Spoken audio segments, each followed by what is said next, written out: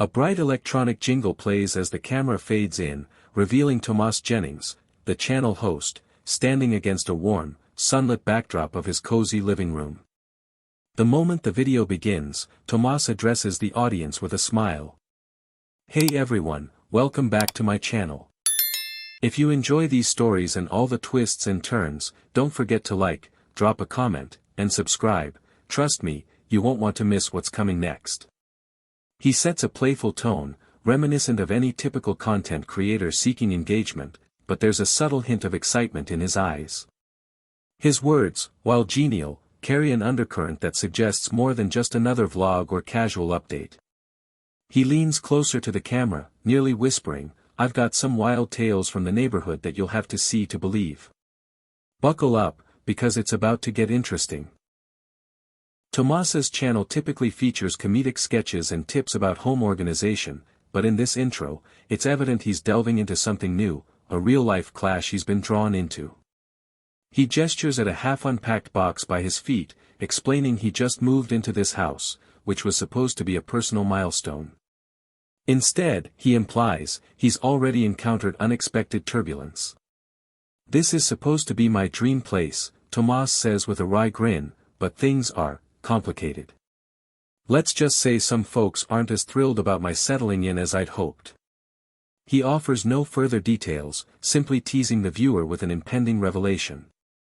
And yes, there's a story behind it, one that involves property disputes, unbelievably petty rules, and characters you wouldn't believe if I told you.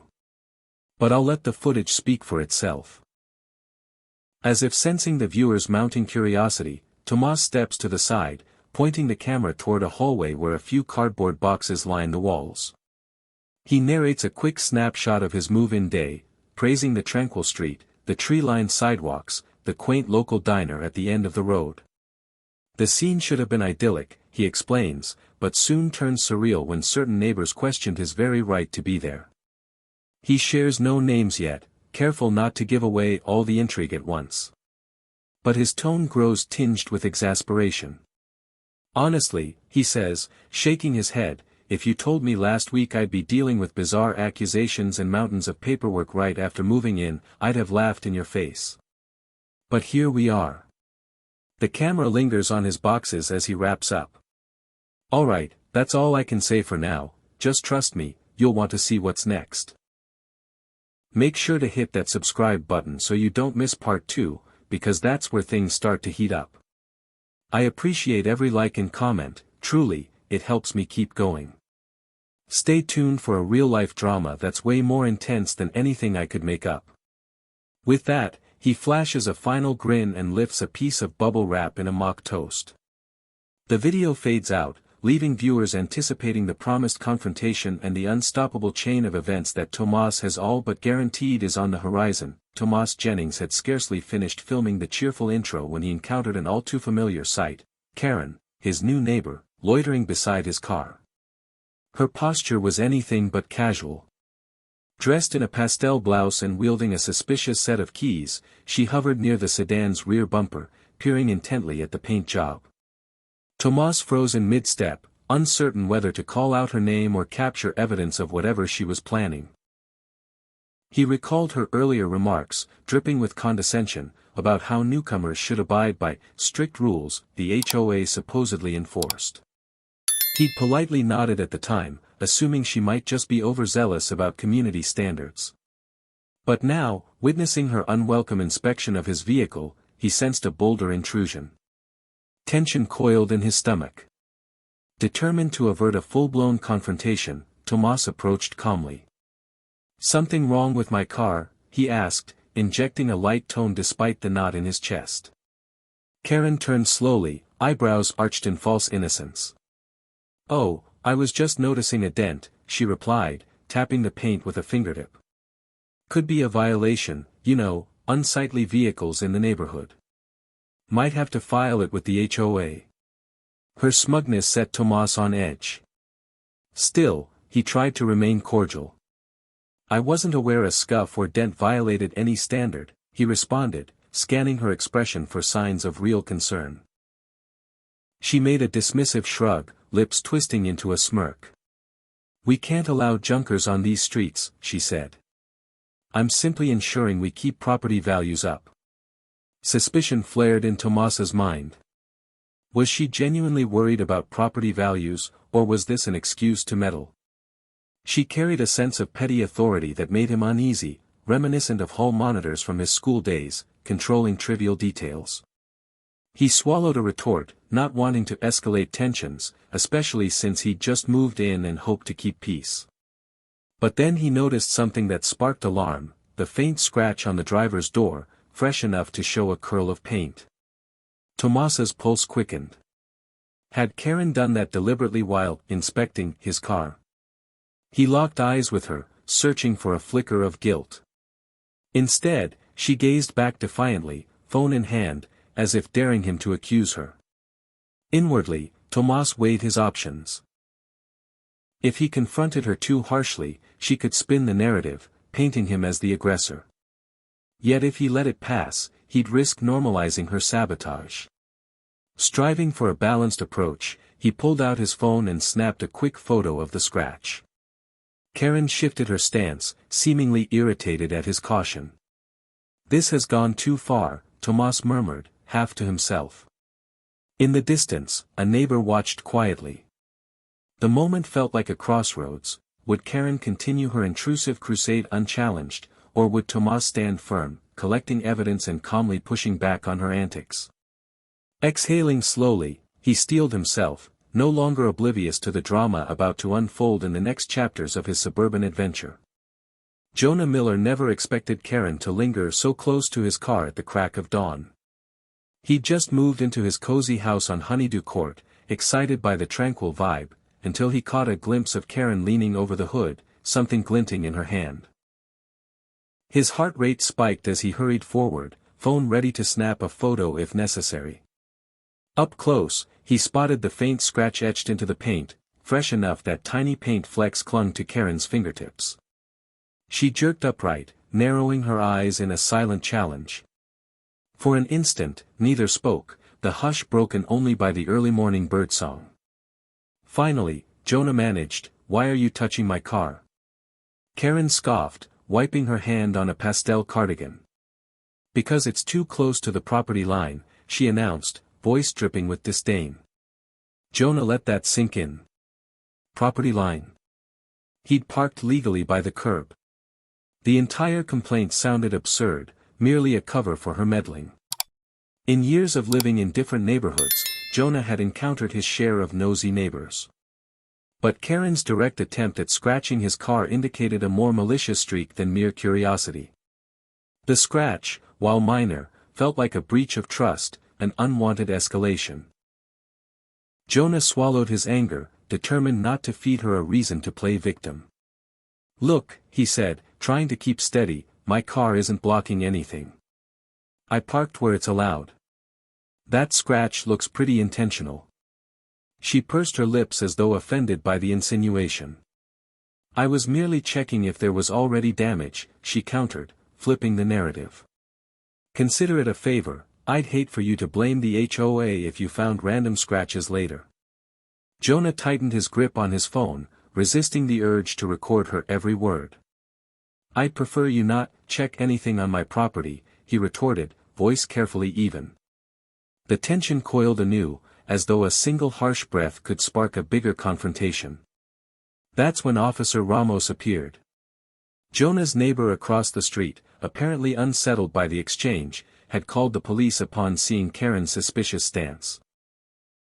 Ramos approached with measured steps, hand hovering near his belt, scanning the scratch in Jonah's car. "Is there an issue here?" he inquired, posture guarded. Karen wasted no time. "He's harassing me," she blurted, pointing at Jonah as though he'd brandished a weapon. Jonah stifled a grimace. Her immediate pivot to victim mode was almost predictable. The officer turned to Jonah for an explanation, eyeing the fresh scratch. With a calm he barely felt, Jonah recounted how he found Karen by his car with paint flecks on her hand. The policeman nodded slowly, suspicion creeping into his gaze, but withheld any immediate judgment. A hush fell. Karen stood rigid, clutching her phone, likely itching to film if Jonah showed even a flicker of aggression. Meanwhile, Jonah swallowed the knot in his throat, telling himself he had to handle this with composure and clarity. If he let anger control him, her narrative of harassment might take hold. Instead, he drew a slow breath, silently promising that evidence, and reason, would be his shield against her contrived accusations. Len Hawkins had pictured a quiet afternoon polishing his newly purchased sedan, a symbol of the fresh start he'd built after a grueling career. Yet, in Sagewood Mews, tranquility was short-lived thanks to Karen, the outspoken neighbor who had already made her displeasure clear about everything from fence heights to the color of Len's front door.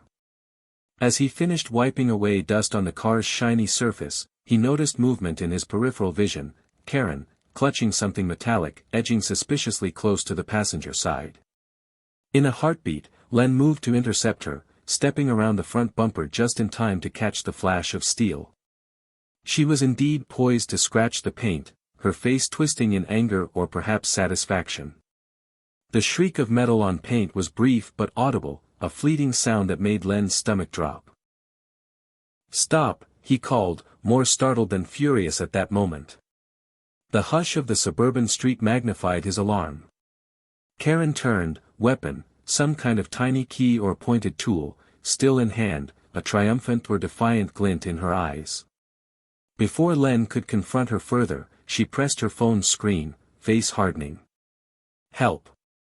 911, she cried, feigning panic. "This man's threatening me." The sudden shift from aggressor to self-proclaimed victim left Len speechless. He watched as she delivered a rapid, breathless explanation to the dispatcher, painting him as the harasser. Moments earlier, he'd merely been polishing the hood. Now, he stood accused on a 911 call. The audacity stung like a slap. Realizing how easily an innocent person could be vilified by a quick phone call, Len took a decisive step. He fished out his own phone and started recording. This was no time for second-guessing. Documentation might be his only lifeline against a twisted narrative. "Karen," he said calmly, letting the camera capture her and the visible scratch. "Why are you claiming I threatened you when you're the one who damaged my car?" She turned briefly, phone still glued to her ear. "He's filming me," she shrilled into the phone. "I feel unsafe, he's using his camera to intimidate." A wave of exasperation washed over Len, but he kept his voice level. "I'm filming for evidence," he declared, ensuring the lens caught the fresh scratch on his sedan's door. "I have every right to record when I'm being falsely accused." Soon enough, red and blue lights swept the corners of Sagewood Mews. Officer Delgado emerged from the patrol car, scanning the scene with professional detachment. He'd fielded countless neighbor disputes, but the stark line of a scratch and the tension saturating the air told him this was no trivial spat. Karen, noticing his arrival, sobbed dramatically about harassment and how she barely escaped with her life. Len approached the officer, phone still capturing audio. "Sir," he began, voice steady though his nerves frayed inside. "I was polishing my vehicle." Ms. Karen approached with a pointed tool, likely a key, and scratched my paint. Then she called 911, labeling me the aggressor. Delgado eyed the gouge in the paint, eyes narrowing. "Is that so?" he asked, turning to Karen. She dropped her hysterical tone a notch, evidently unsure how to spin the physical evidence. Still filming, Len repeated key details, the angle he discovered Karen at, the abrupt screech of metal on paint, her immediate pivot to call the police. Delgado nodded along, occasionally jotting notes on a small notepad. "Ms. Karen," he finally said, "your 911 call claimed a direct threat. Where's the aggression you're describing?" She fumbled with her phone, as if to replay a non-existent recording. "He's menacing me with that camera," she insisted, but the officer's skeptical look suggested he wasn't fully convinced. As bystanders emerged, neighbors with half-curious, half-sympathetic faces, Len felt a flicker of reassurance. He wasn't alone in witnessing Karen's hostility. Some quietly offered to speak up if asked. Meanwhile, Delgado asked for Karen's explanation of the scratch, and she muttered about inspecting a pre-existing dent, a flimsy excuse. The officer frowned. "Ma'am, that dent appears suspiciously fresh," he observed, pointing to paint flecks still on her fingertips. At that, Karen's faux tears dried, replaced by fury. "You'll regret accusing me," she snapped, but the threat fell flat. Delgado carefully tested the scratched surface with a gloved hand, confirming it was new. Shaking his head, he closed his notepad and told them both he'd file a preliminary report. "I recommend you settle this civilly, or we might be looking at vandalism charges," he warned. Len lowered his phone, relieved but not complacent. He saw the glint in Karen's eyes. Her vendetta was far from over. For the moment, the arrival of law enforcement had halted her scheme, but the ripple effects would continue. Tucking his phone into a pocket, he allowed himself a silent vow to remain vigilant. In a neighborhood where a single phone call could invert victim and villain, every moment of calm was precious, and every interaction demanded the shield of documented truth. Santiago Ramirez stood in his living room in Timberline Shores, phone pressed to his ear, explaining the bizarre situation to an old friend from out of town. He recounted how Karen, the meddlesome neighbor, had not only scratched his car but also begun spreading outright lies to the local community board about unauthorized animals and other petty transgressions. That alone would be annoying enough, but what truly alarmed Santiago was the sudden disappearance of his beloved cat, Honey. Days before, he'd posted flyers, roamed the streets searching for Honey, and asked neighbors if they'd seen a gray tabby prowling around. No luck. Then rumors circulated that Karen might be behind more than just false property claims. Some alleged they'd seen a cat resembling Honey in her yard, though no one had proof. Now, uncertain how to proceed, Santiago found himself confiding in anyone who would listen, hoping to gather leads. The tension hit a peak when Officer Fulton, responding to the repeated neighbor complaints, arrived at Santiago's door. Initially, the officer focused on the car-scratching incident, a separate drama. But as Santiago explained the bigger picture, Karen's suspicious past, her possible catnapping, and her pattern of malicious gossip, Officer Fulton's brows rose. "That's quite an allegation," he observed. "You believe she took your cat?" Santiago nodded, frustration tinged with worry. "I can't be sure, but it's suspicious.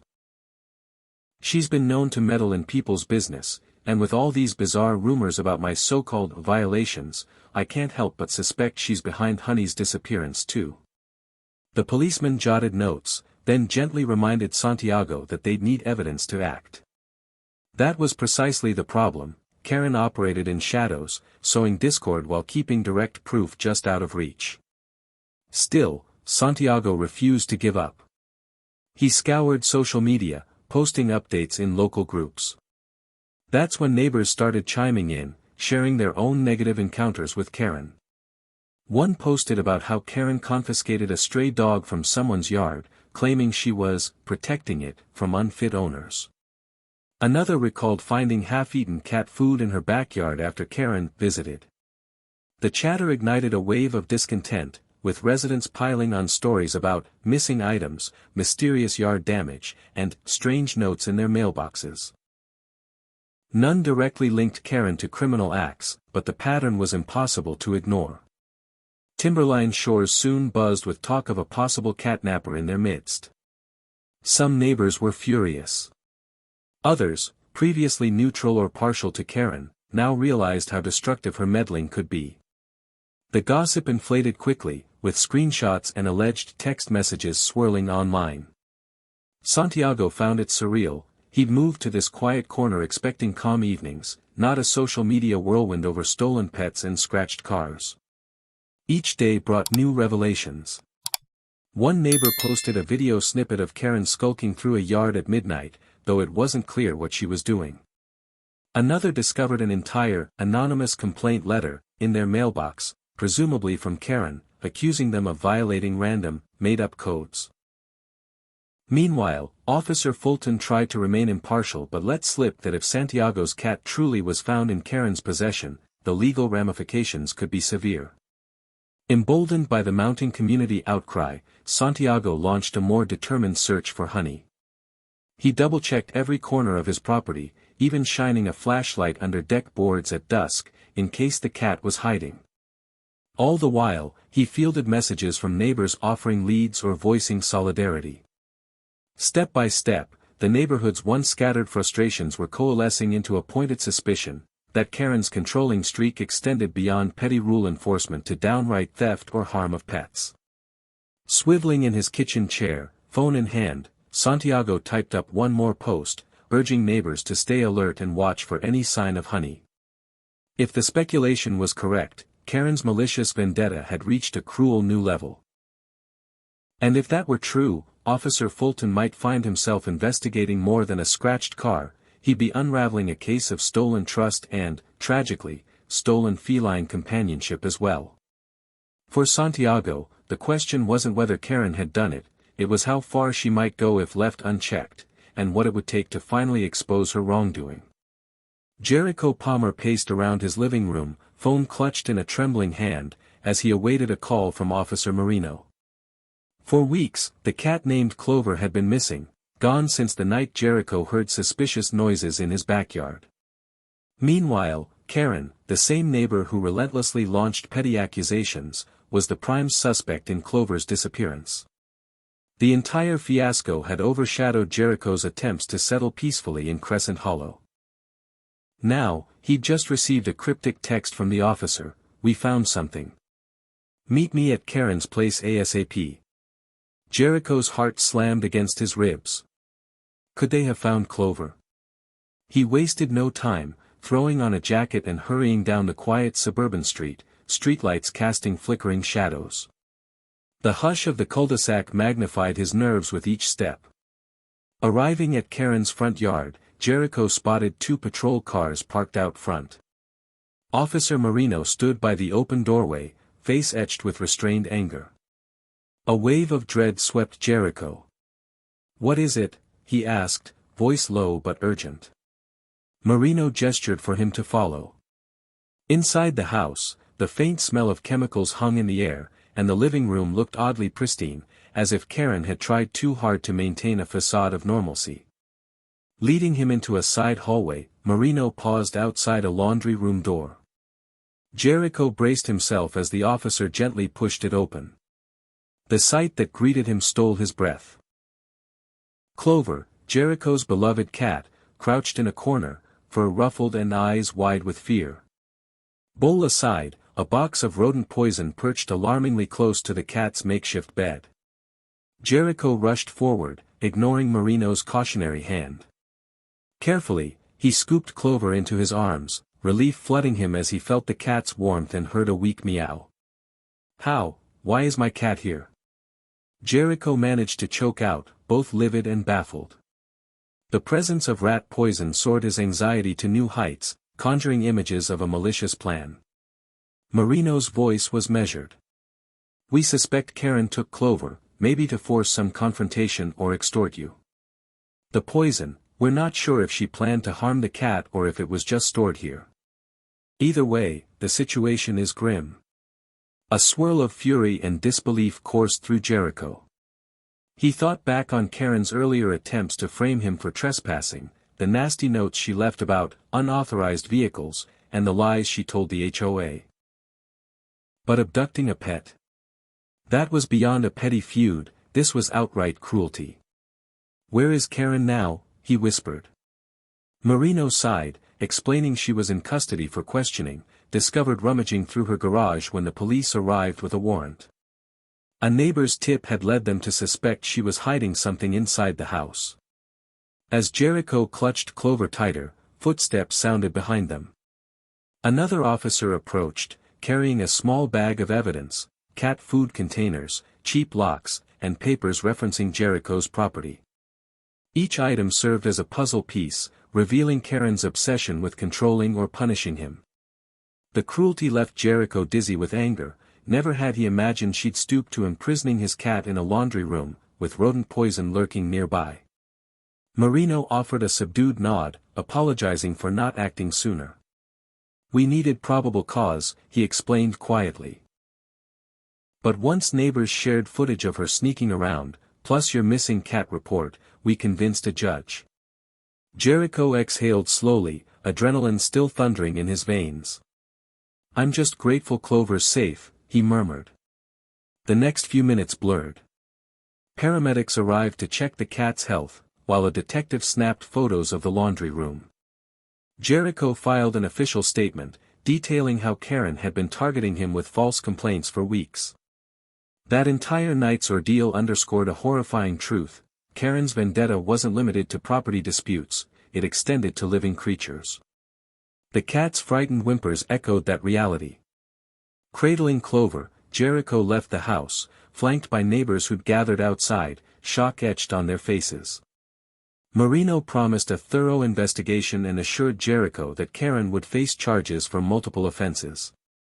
Jericho nodded, an unfamiliar mixture of triumph and sorrow churning inside him.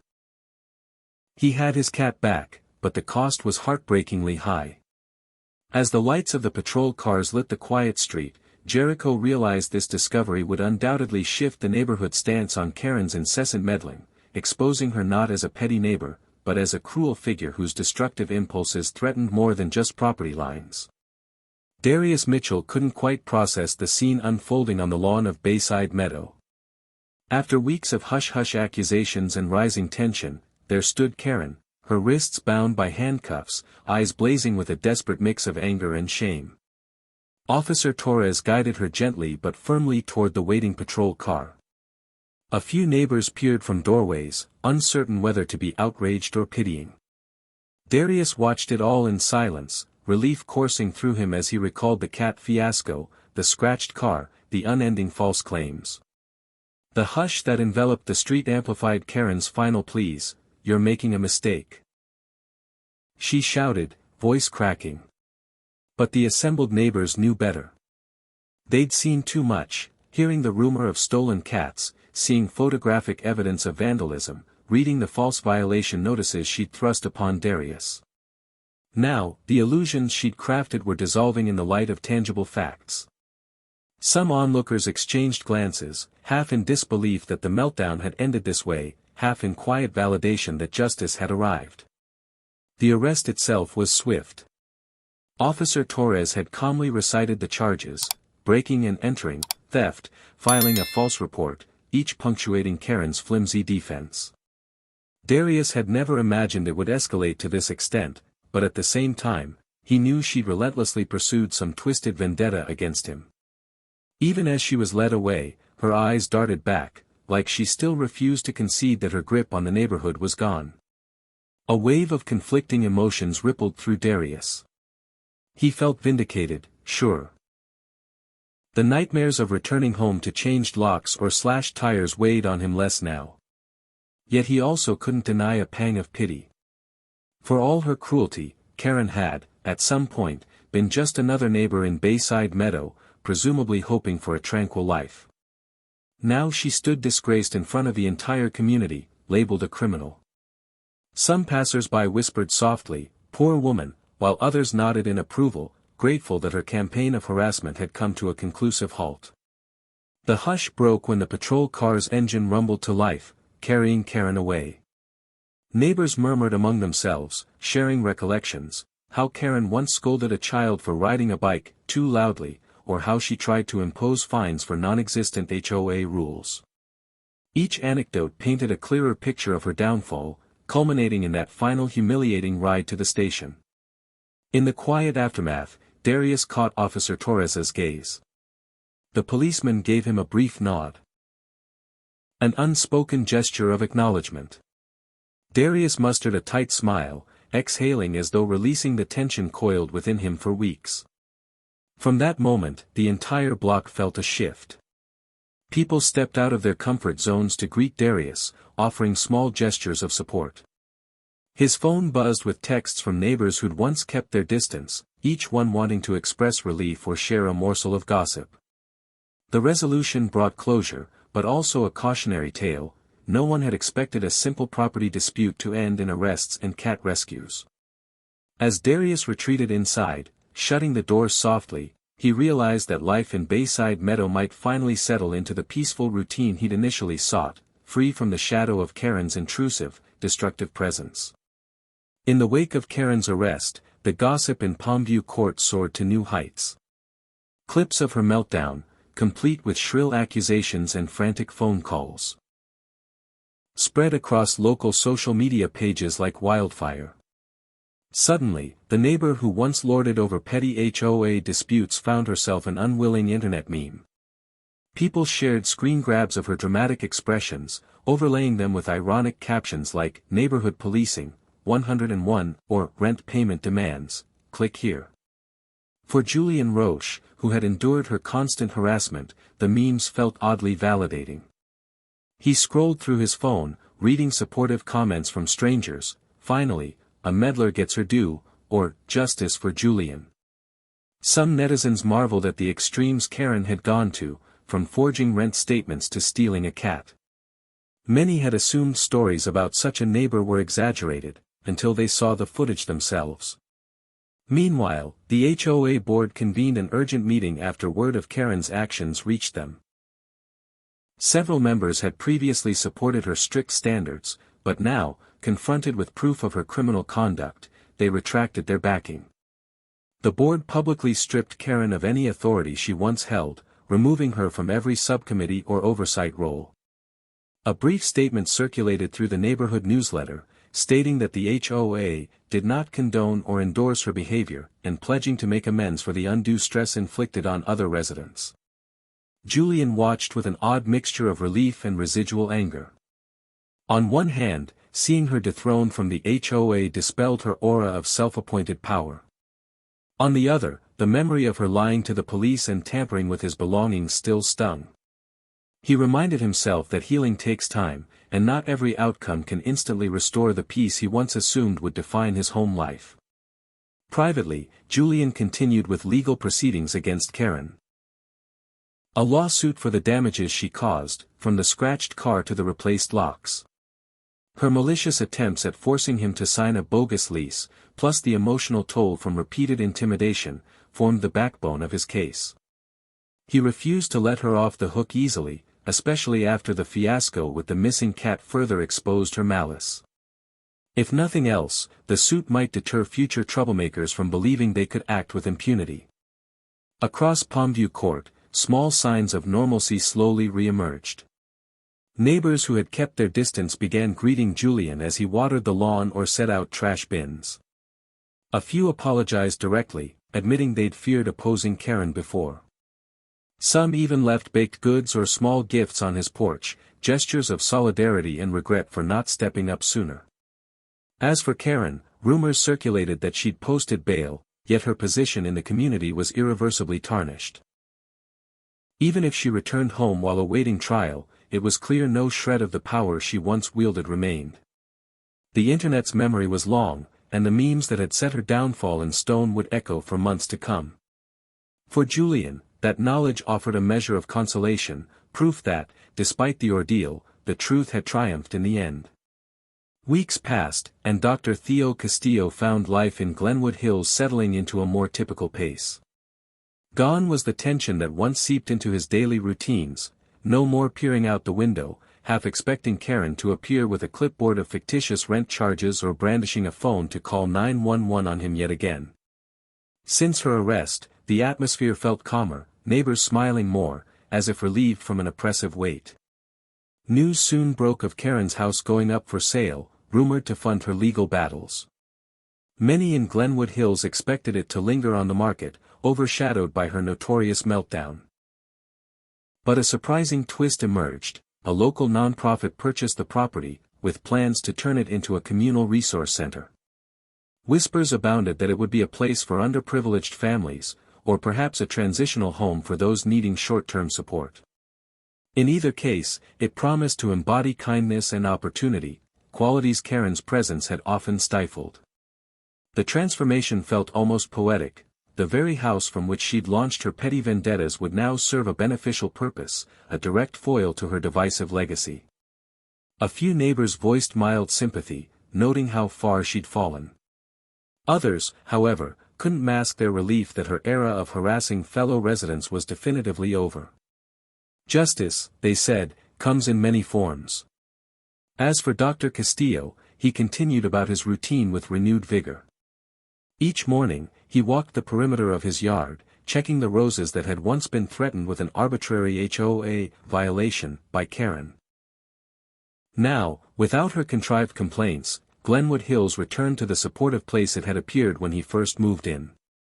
Children rode bikes down the quiet lane, and senior neighbors planted fresh flowers along the sidewalks, the blockade of tension lifted. Occasionally, Dr. Castillo thought about the fiasco. He recalled the day the police confronted Karen, identifying the cat in her laundry room, the wave of social media condemnation, and how she'd become a local cautionary tale. He never took pleasure in her downfall, but he acknowledged a sense of justice in seeing the very property she'd weaponized become a haven for those in need. Officer Chong stopped by one afternoon, updating him on the final steps of the lawsuit. The officer mentioned that the nonprofit's director hoped to invite Dr. Castillo to their opening, wanting him to witness the community's ability to overcome negativity with purposeful change. It was an offer he graciously accepted, touched by the notion that such a place could rise from the ashes of Karen's malice. Walking back to his living room, Dr. Castillo couldn't help but feel a small, contented smile forming. The chaos left behind by Karen's intrusive agenda had, ironically, spurred a wave of collaboration and empathy in Glenwood Hills. In the end, her house would stand as a beacon of positivity, open to those who once might have faced the same brand of unwarranted judgment. And for him, the quiet acceptance he'd always sought finally settled in, reaffirming that no matter how disruptive a single voice can be, a determined community, and a touch of poetic justice, can reclaim harmony for all.